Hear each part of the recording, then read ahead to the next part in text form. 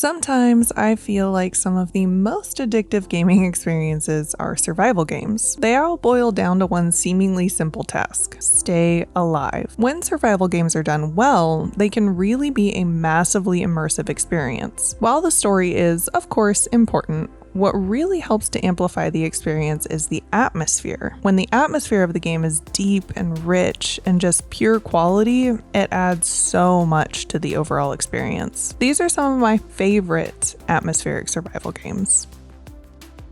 I actually only looked into Valheim once I started getting recommended those 10-hour-long videos of ambience and music. I didn't really used to like survival games that much, but this is like my genre of cozy games. I like the resource management and the risk-reward that's involved in these games, and Valheim really hits all of the right notes for me. The procedurally generated world of Valheim can be brutal. After all, you'll be battling not only the elements, but also the monsters that Odin banished to the 10th world some time ago. Everything you're doing, from building longhouses to battling monsters to sailing to new lands, everything is helping you win the Allfather's favor to be accepted into Valhalla. There are definitely cozy moments in the middle of some very tense exploration, and the dynamic sound design and lighting really help to create a more immersive experience by making you feel like you're in that world. Every biome has a different feel, but the environments are designed in such a way that there's an incredible balance of calm preparation and epic adventures. Valheim is currently available on the Xboxes and Steam, but it's also coming to PlayStation 5 in 2026.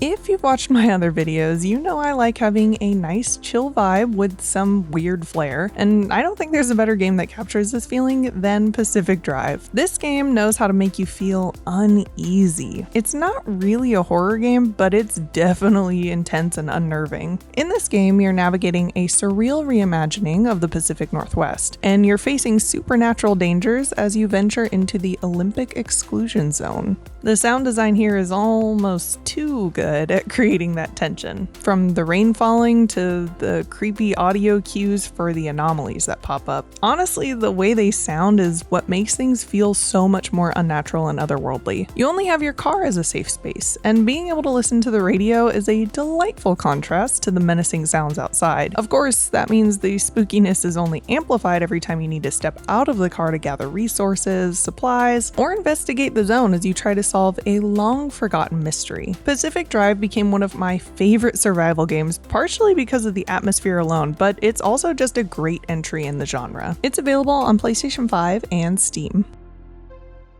I love the ocean. At least, I love the surface of the ocean. In theory, I love exploring the depths as well, but I'm also very aware of the dangers that lurk beneath the surface. And, you know, I respect her. Subnautica is a game that both fuels my curiosity and need for knowledge, but it also makes me even more aware of the danger zone. Something that I love about this game is because of the environment, it really encourages you to explore. I always feel like just picking one direction and swimming for a while to see exactly what cool things I can find. In fact, I enjoy it so much that I often ignore the story for hours on end, which is fine because it's something that you can ignore with no consequence. The beautiful thing with Subnautica is that everything feels alive, and I mean that in the sense that the world seems to function with or without you there. If you pay attention, it seems as though all of the creatures around you have their own agenda, rather than just going through the motions of their programming. And the world is beautiful, whether it's seeing schools of fish swim by, to seeing strange plants swaying softly in the currents. This is an alien planet that you're on, so you're bound to see more than a few strange creatures and environments, but I think that works so well here because the ocean depths themselves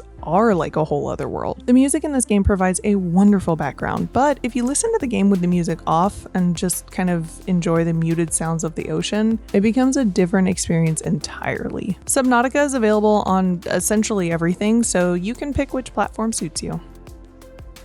Okay, so this game is technically a psychological survival horror, but I think there's enough survival aspects you need to manage that keeps its classification as a survival game. Pathologic 2 is more linear than traditional survival games, as it does focus on a story that spans the course of 12 in-game days. The story, mind you, is convoluted and frustrating, and all of that is only exacerbated by the fact that you are managing different mechanics like thirst, hunger, infection, and exhaustion. While you're trying to manage your own personal well-being and also trying to make sense of the game's story, you're always subjected to the wildly tense and strange setting of the town. The town has been ravaged by a mysterious plague, and while the plague itself affects the inhabitants, they're also just kind of odd to begin with. The sound design in this game is another very well designed aspect of the atmosphere, as you're constantly hearing strange whispers on the wind, creepy ambient noise, and very tense music to really help drive the bleak environment home. Pathologic 2 is not a game for the faint-hearted. One of the developers described the game as a pain simulator, and you will definitely feel that as you go through the motions. The survival mechanics are unforgiving on top of the moral decisions you have to make that will sometimes make survival even more grueling. It's available on Steam, PlayStation 4, and Xbox One. I absolutely loved the whole idea of this game when it first got announced. We Happy Few really pulled me in with the retro-futuristic, dystopian setting. Taking place in a drug-fueled alternate history version of 1960s England, you're going to play through 3 different narratives, and each story has their own survival to fight for. Each character you play as has different skill sets, different things that are important to them, and different survival mechanics to consider for each person's situation. In the game, an authoritarian government has taken control and keeps the population passive through a drug called joy. And because of this, the game has an overall 1984 Big Brother type of vibe. Not only are you constantly worried about blending in with society, avoiding prying eyes, CCTV, and the like, but the NPCs around you are also quite paranoid as well. I ran near many people who I immediately tried to avoid, since I felt their paranoia surpassed my own paranoia, and I desperately just wanted to avoid conflict and make it back to my home base. Not only are the police watching you, but the civilians are always watching you, quick to take advantage of your lowered guard, either helping themselves to your supplies, alerting the guards to your suspicious nature, or just straight up beating you up. I think this was actually technically the first survival game I ever played, and it quickly became one of my favorite narratives, and I loved learning how to navigate the challenges that each character presented. We Happy Few is available on Steam, PlayStation 4, and Xbox One.